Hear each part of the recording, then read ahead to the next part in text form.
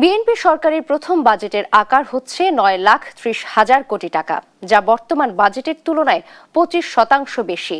উচ্চাভিলাষী এ বাজেটে রাজস্ব আয়ের লক্ষ্যমাত্রা 6,95,000 কোটি টাকা, জিডিপি প্রবৃদ্ধির লক্ষ্যমাত্রা 6.5% আর মূল্যস্ফীতি রাখতে চায় 7.5%-এর ঘরে। বিশেষজ্ঞরা বলছেন, অর্থনীতির কঠিন এ সময়ে বিশাল অঙ্কের বাজেটে সবচেয়ে বেশি গুরুত্ব দিতে হবে খাদ্য নিরাপত্তা আর কৃষিতে। সেই সঙ্গে বাড়াতে হবে রাজস্ব আয়। সাদিয়া লাবনীর বিশেষ প্রতিবেদন। চলতি 2025-26 অর্থ বছরের সংশোধিত বাজেটের আকার 7,88,000 কোটি টাকা, যেখানে এনবিআর এর রাজস্ব আয়ের লক্ষ্যমাত্রা ধরা হয়েছে 5,03,000 কোটি টাকা। তবে জুলাই থেকে ফেব্রুয়ারি পর্যন্ত সময়ে রাজস্ব আহরণের পরিমাণ দাঁড়িয়েছে মাত্র 2,50,624 কোটি টাকা। অর্থাৎ অর্থ বছরের 8 মাসে লক্ষ্যমাত্রার তুলনায় রাজস্ব আদায়ে ঘাটতি রয়েছে 71,472 কোটি টাকা। এমন পরিস্থিতিতে আসছে জুনে 2026-27 অর্থ বছরের জন্য 9,30,000 কোটি টাকার বাজেট ঘোষণা করতে যাচ্ছে সরকার, যেখানে রাজস্ব আয়ের লক্ষ্যমাত্রা ধরা হচ্ছে 6,95,000 কোটি টাকা। এর মধ্যে এনবিআর থেকে আয়ের লক্ষ্য 6,04,000 কোটি টাকা। এনবিআর বহির্ভূত কর আদায়ের লক্ষ্যমাত্রা 25,000 কোটি টাকা। বিশেষজ্ঞরা বলছেন, এনবিআর এর বর্তমান সক্ষমতায় রাজস্ব আহরণের এই লক্ষ্য অর্জন কঠিন, তাই বাস্তবসম্মত লক্ষ্যমাত্রা নির্ধারণের পরামর্শ তাদের।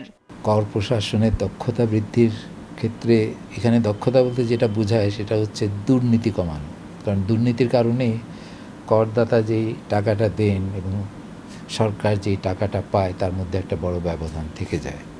তো ওই ব্যবধানটা আপনি ক্যাপচার করতে পারছেন কিনা, সেটা দুর্নীতি কমানোর জন্য কী ধরনের পদক্ষেপ নেবেন। এখানে অটোমেশনের কথা বারবার বলা হয়, তো অটোমেশন যতটুকু হয়েছে তার করাপশনের উপরে ইম্প্যাক্ট কতটা হয়েছে এটা কিন্তু পরিষ্কার না। আসছে বাজেটে উচ্চাভিলাষী রাজস্ব লক্ষ্যমাত্রা নির্ধারণ করলেও নির্বাচনী প্রতিশ্রুতি অনুযায়ী ঋণ নির্ভরতা কমানোর চিত্র দেখা গেছে প্রাক্কালিত বাজেটে। এত বড় বাজেটে ঘাটতি ধরা হচ্ছে 2,35,000 কোটি টাকা। ঘাটতি মেটাতে ব্যাংক ও সঞ্চয়পত্র থেকে 1,19,000 কোটি টাকা এবং বৈদেশিক উৎস থেকে 1,16,000 কোটি টাকার ঋণ নেয়ার পরিকল্পনা করছে সরকার। আগামী অর্থ বছরের বাজেটে সুদ পরিশোধে 1,27,500 কোটি টাকা বরাদ্দের পরিকল্পনা করেছে অর্থ মন্ত্রণালয়, যার মধ্যে অভ্যন্তরীণ ঋণের সুদ বাবদ 1,05,000 কোটি টাকা এবং বৈদেশিক ঋণের সুদ বাবদ 22,500 কোটি টাকা খরচ হবে। বিশেষজ্ঞরা বলছেন, বিএনপি সরকারের প্রথম বাজেটে নির্বাচনী ইশতেহার অনুযায়ী কল্যাণকর অর্থনীতির ভিত্তি প্রতিষ্ঠার পাশাপাশি মূল্যস্ফীতি নিয়ন্ত্রণ করে খাদ্য নিরাপত্তা ও কৃষি খাতে বেশি গুরুত্ব দিতে হবে। মূল্যস্ফীতির জন্য যেটা ইম্পর্টেন্ট সেটা হচ্ছে বাজেট ঘাটতি যাতে না বাড়ে, কারণ ওইটাই মূল্যস্ফীতির উপর চাপ তৈরি করে। আর ঘাটতি অর্থায়ন যাতে টাকা ছাপিয়ে না করা হয়, এই দুটো কিন্তু মূল্যস্ফীতির উস্কে দেয়। সামাজিক নিরাপত্তার ক্ষেত্রে যেই উদ্যোগগুলি নেওয়া হচ্ছে এগুলোর কিন্তু প্রয়োজন আছে, বিশেষ করে বর্তমানের যে দুরবস্থা। আগামী বাজেটে জিডিপি প্রবৃদ্ধির লক্ষ্যমাত্রা ধরা হচ্ছে 6.5% আর মূল্যস্ফীতির লক্ষ্যমাত্রা থাকছে 7.5%। সাদিয়া লাবনী, দেশ টিভি, ঢাকা।